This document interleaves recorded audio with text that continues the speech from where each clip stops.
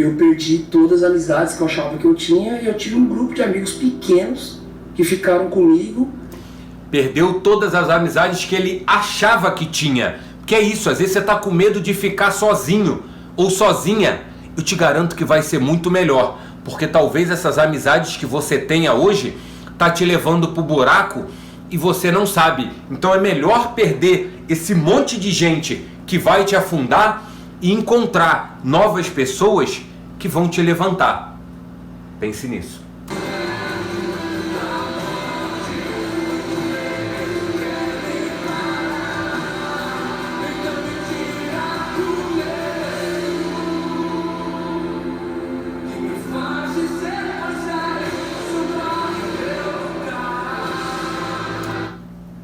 Não dá para deixar tudo, como vocês sabem.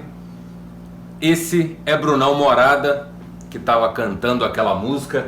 É impressionante como esses conteúdos, quando aparecem para mim e eu venho aqui fazer uma análise, eu não conhecia ele como o autor da música que eu acabei de tocar aqui para vocês. Então fui pesquisar qual era a música dele famosa gospel, me deparei com essa música, que mais uma, assim como da Heloísa Rosa, eu chorei horrores, inclusive exatamente naquela parte.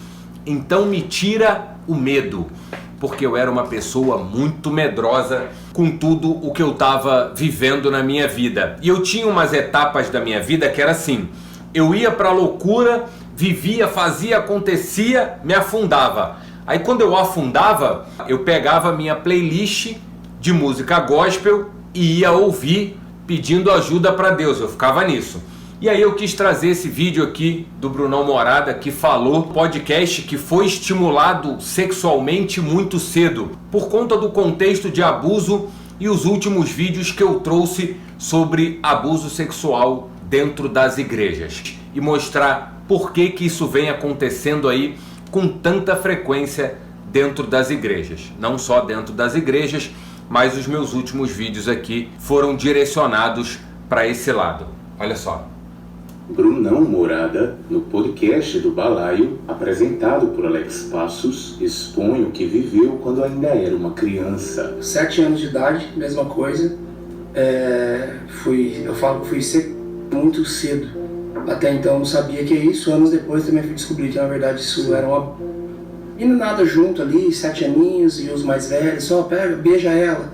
Agora coloca pra isso, instruindo e tal. Sempre tem um mais velho que fica ali botando pilha. Vocês ouviram ele falar? Nessa etapa ele tinha, Bruno Morada tinha 7 anos de idade. Depois a gente vai voltar aqui. 2 problemas que tem nessa hiperestimulação à sexualidade quando você tem 7 anos de idade. A neuroplasticidade e o SARA, que é um filtro que você tem no seu cérebro. SARA é Sistema Ativador Reticular Ascendente. O seu foco fica direcionado somente para aquilo que é estimulado. A neuroplasticidade é a capacidade que o seu cérebro tem de se moldar frente a uma experiência. Então, muita neuroplasticidade e o filtro dele aprendendo o que se deve fazer, ele está aprendendo o quê? A se sexualizar com 7 anos. Olha o que ele vai falar aqui, que interessante. E aquilo já mudou toda a minha ótica. O molecado queria brincar disso, aquilo, outro, meu olho já estava para outras coisas. Isso mudou toda a minha ótica. A molecada queria brincar disso e daquilo e o meu olho estava em outra coisa. SARA, Sistema Ativador Reticular Ascendente. O filtro dele, por conta de lá na infância ser estimulado, beija aqui, bota a língua ali, fazendo isso ainda uma criança, o filtro dele vai só direcionar ele para isso. Qual é a boquinha que eu posso beijar? Quais são as coisas que eu posso fazer que estão me ensinando dentro de casa? Mas calma. Eu já estava com 13 anos de idade, perdi a virgindade com uma mulher de quase 30 anos de idade.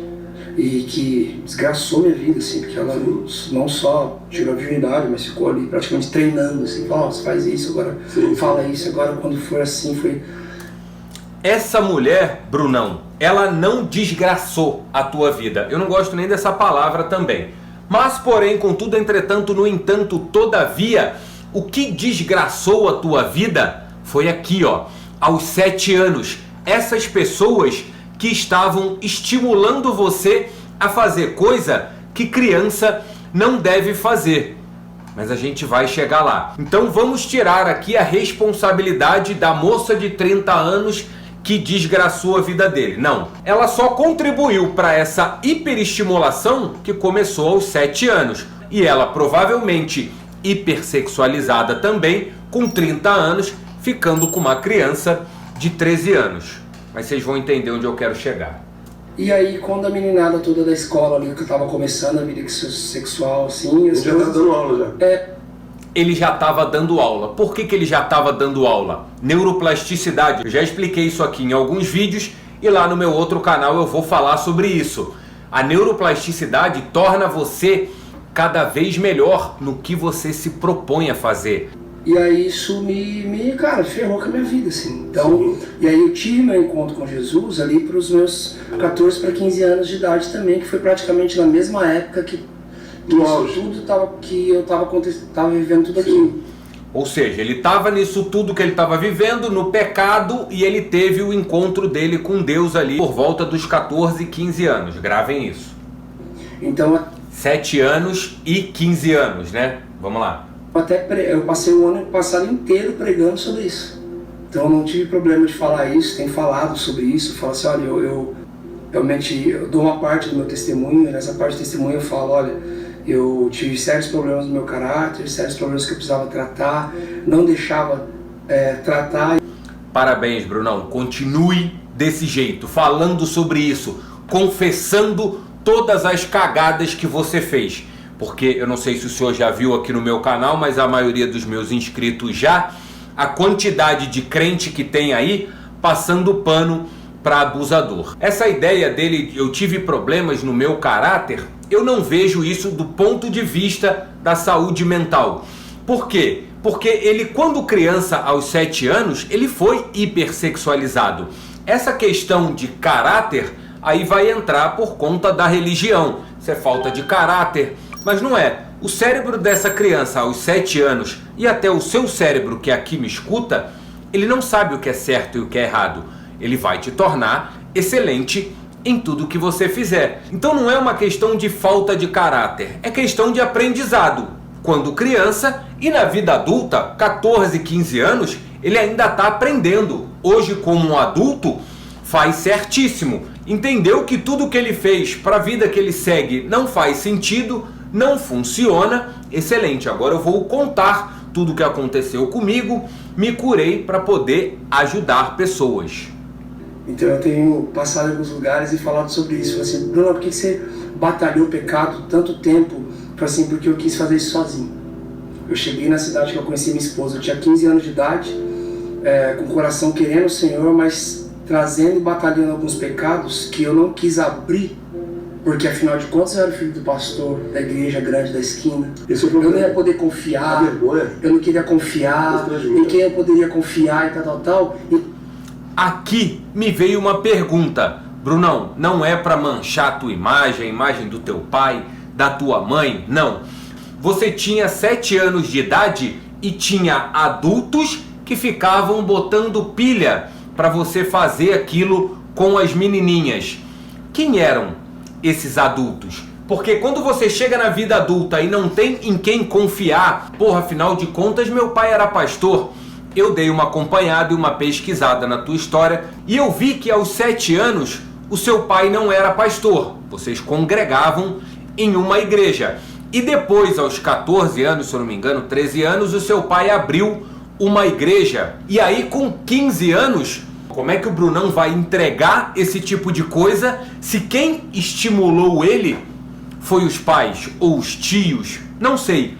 É só uma pergunta, porque hoje muitas pessoas têm vergonha, inclusive nesse meio gospel, de falar sobre essas questões, porque isso iniciou lá com os pais. E aí hoje são adultos que pregam a palavra, tá cheio desse passado horroroso, mas o Senhor fala e eles não falam, e aí ficam passando pano para abusador, porque afinal de contas, lá na infância, quem me estimulou ou até mesmo, infelizmente, abusou dessas pessoas foram os próprios pais. Será que o Brunão teve essa dificuldade de expor o que tinha acontecido com ele, tudo que veio à tona, em quem eu vou confiar, se quem ele era para confiar foi quem estimulou ele? Vocês sabiam que a infância não existia? Que a infância foi inventada? Pois é, isso é mais um tema lá para o meu outro canal que eu vou falar sobre isso. Por essas e por outras, hoje nós temos tantos adultos que ainda praticam isso. A gente veio de uma geração onde não existia infância. Então, o que faziam com essas crianças, já que não existia infância, para a gente estar com esse monte de adulto hoje fazendo isso? Vamos lá.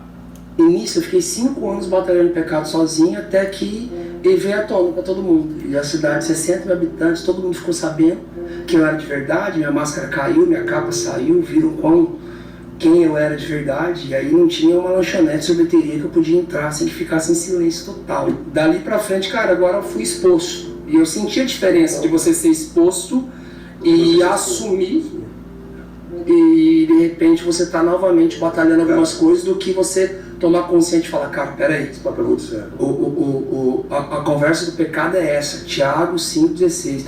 Eu até falo sobre isso, ó, Mateus 6,6 fala pra você entrar no quarto. Era o que eu fazia.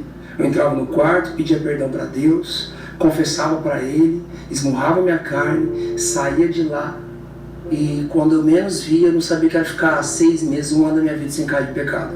E daqui a pouco eu escorregava e caía de novo. Eu entrava pro quarto agora culpando Deus. Por que você não tira esses desejos de mim? Por que você... Aqui é muito importante e é muito sério. É isso, ele foi para o quarto confessar o pecado, mas quando sai do quarto, ele cai em pecado de novo, volta para o quarto e briga com Deus. Por que você não tira esses desejos de mim? Gente, isso é muito sério. Como é que Deus vai tirar uma coisa de você que foi Ele que te deu? O problema todo tá lá na infância, com o que eu falei do cérebro, da neuroplasticidade, do filtro, do SARA, da hiperestimulação, onde não se deve fazer isso. Isso são impulsos de vida que a gente tem. Como é que Deus vai tirar isso de vocês? Ele vai melhorar aqui a explicação e eu vou trazer isso para vocês. Ah, Abraão, mas eu não sou cristão, eu não sou católico, eu não sou de religião. Como é que eu faço? Calma. Eu não tiro essas vontades de mim, porque, cara, o Senhor sabe as guerras que eu tinha. Só que o perdão de Deus no quarto não traz a cura que você precisa fora dele. Ah, heresia, não é Bíblia. Sem pensar em heresia, sem pensar em Bíblia. Isso que ele falou é maravilhoso para quem é cristão, e para quem não é cristão, não tem religião, é ateu. Vou repetir essa fala dele. Só que o perdão de Deus no quarto não traz a cura que você precisa fora dele. Isso aqui é o mesmo que a terapia. Não adianta você só fazer terapia e achar que a terapia vai resolver o seu problema. A terapia faz você se entender internamente, só que o externo vai fazer você resolver. É o que ele falou aqui. Exemplo, você vai para a terapia para entender por que você tem problema com a bebida alcoólica. Ótimo, você entende, é trabalhado na terapia ali em algumas sessões, e aí você vai para o externo para poder resolver.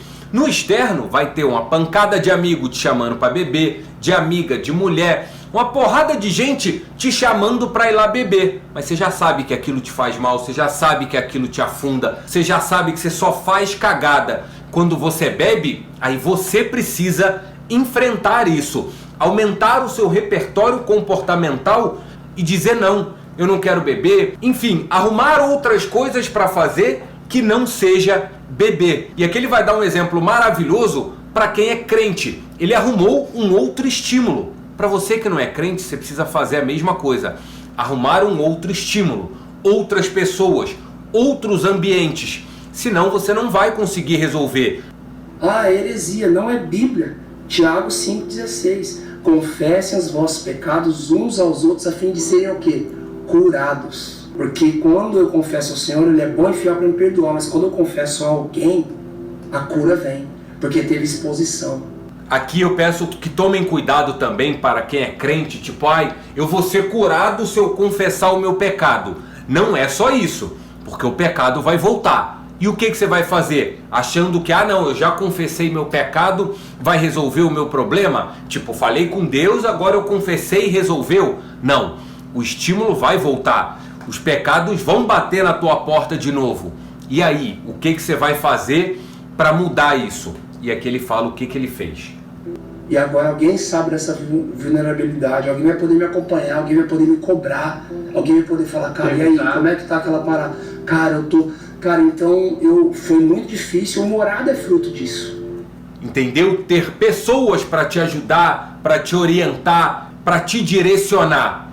Aqui ele teve amigos que fizeram isso. Para quem não tem amigos que estimulem você a ir buscar novos estímulos, vai para uma terapia. E aí dentro da terapia você vai aprender a aumentar o seu repertório comportamental, a sua rede de apoio, se posicionar, se preciso for, para sair dessa galera e arrumar outra que vai te dar o suporte que você necessita. Fruto do pecado? Não. Fruto de quando eu fui exposto e eu precisei realmente procurar pessoas para caminhar comigo, eu perdi todas as amizades que eu achava que eu tinha e eu tive um grupo de amigos pequenos que ficaram comigo. Perdeu todas as amizades que ele achava que tinha. Que é isso, às vezes você está com medo de ficar sozinho ou sozinha. Eu te garanto que vai ser muito melhor, porque talvez essas amizades que você tenha hoje tá te levando pro buraco e você não sabe. Então é melhor perder esse monte de gente que vai te afundar e encontrar novas pessoas que vão te levantar. Pense nisso. E falaram, cara, a gente tá com você. Ninguém mais acredita em você, a gente também não. Eu falei, que legal, mas nós acreditamos que Deus tem na tua vida, conta com a gente. Esses caras leram a Bíblia comigo, oraram comigo. Novos estímulos, leram a Bíblia com ele, oraram com ele. Esses amigos, na verdade, a minha esposa está nesse pacote, mas a gente era amigos na época.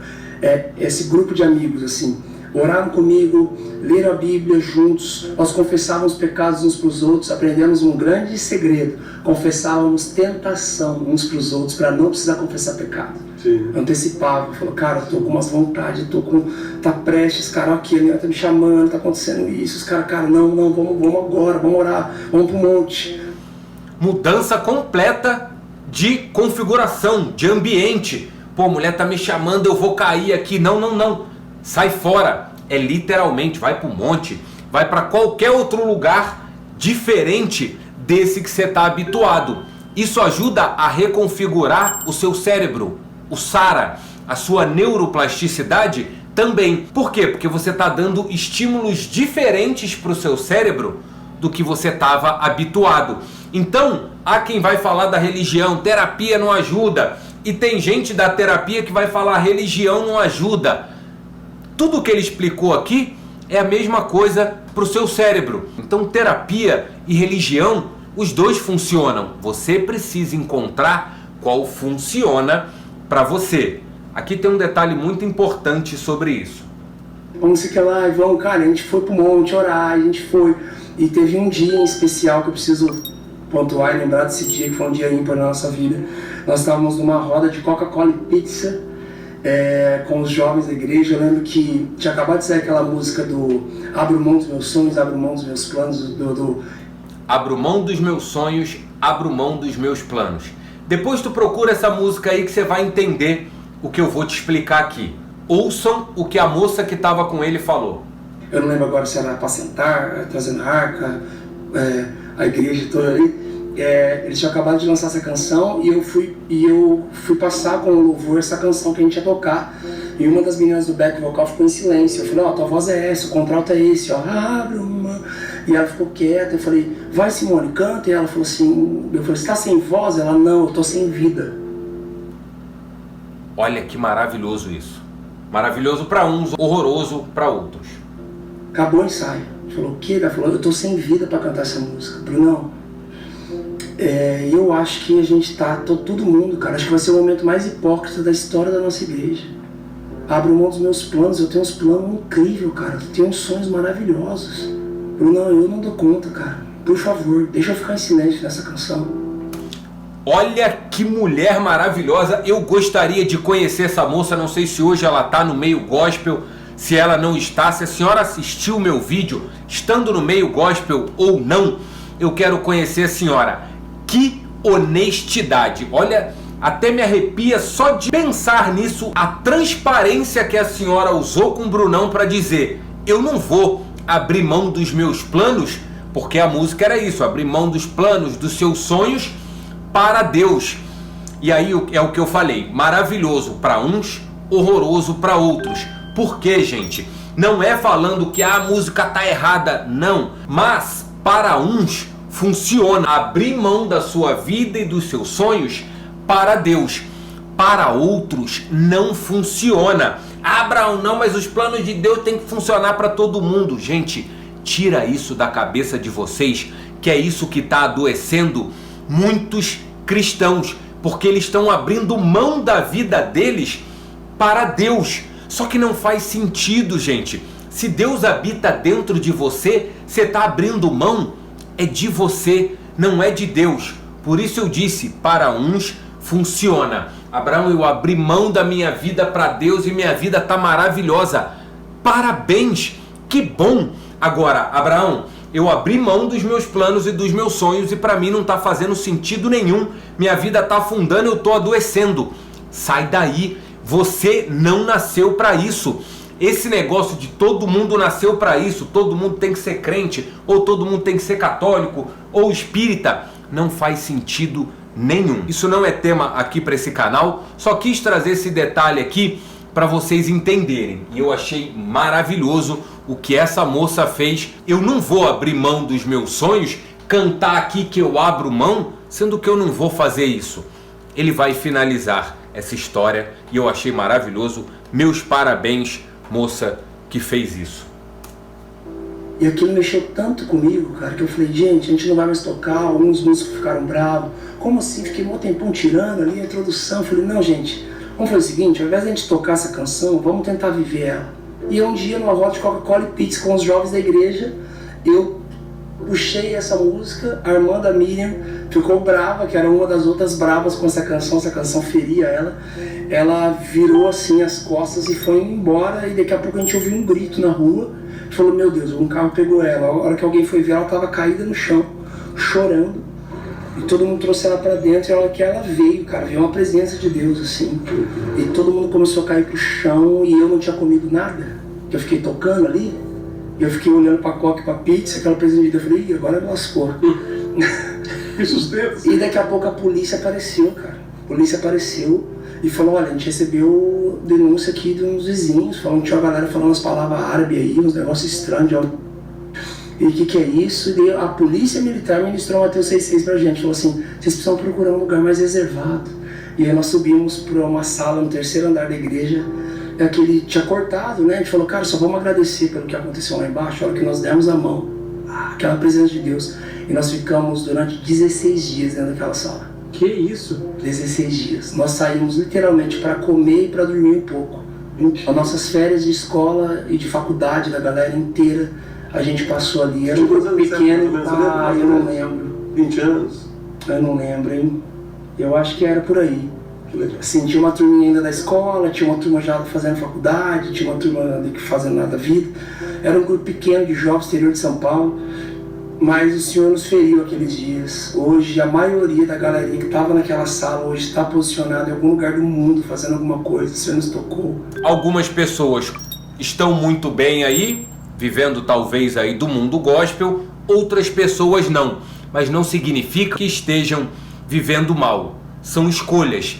Você precisa descobrir qual é a melhor escolha para você. Se é esse caminho, vai, que eu tenho certeza que vai funcionar. Se você está nesse caminho e não está funcionando, sai fora, que isso vai te prejudicar. Vou falar aqui pelo vídeo da Bispa Keila. Provavelmente Bispa Keila começou a viver uma vida dentro da igreja que já não estava mais em acordo com os princípios dela, com o que ela queria. E aí esse conflito entre ela e aquele monte envolvido no sistema que provavelmente para ela não fazia sentido.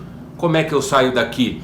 Casada, enfim, todas essas problemáticas que algumas religiões trazem causou o aumento da deprê dela e deu no que deu. Abraão não foi deprê. Tenho fontes seguras que afirmam que sim.